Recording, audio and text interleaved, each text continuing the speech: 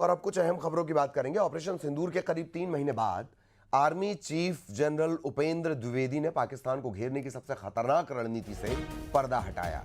General Dwivedi ने IIT Madras के कार्यक्रम अग्निशोध में कहा कि भारतीय सेनाओं ने पहली बार शतरंज की तरह से पाकिस्तान को ऐसा घेरा कि वो हमारी किसी चाल को समझ ही नहीं पाया।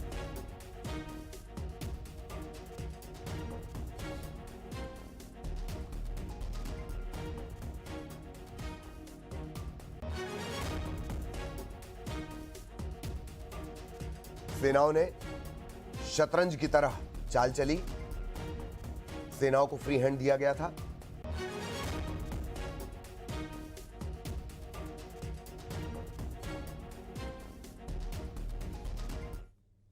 This is the time that our ground forces were actually playing chess.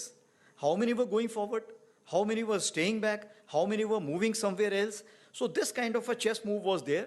So in this chessboard of 64, something was visible, something was not visible.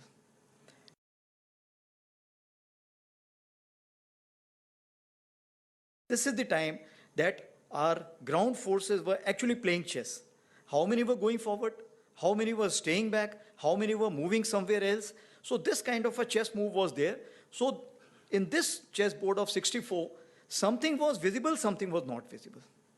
The bomb that you saw in the video before, and here this whole picture has shifted.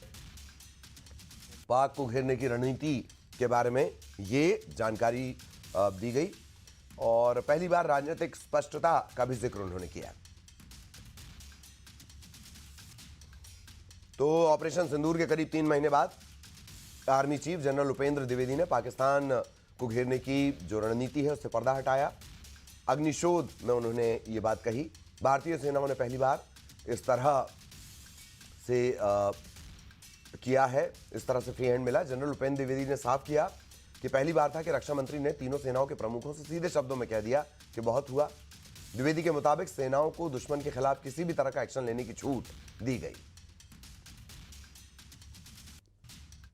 And this is the first time which RM has also said, I think enough is enough. And all the three chiefs were very clear, something has to be done. And the free hand was given, of course, that you decide what is to be done. And that is the kind of a confidence with the political directions and political clarity for the first time we saw. And that's what made a difference, because we want to do a lot, but that kind of hand holding and kind of free, no terms of restrictions, if I can say that.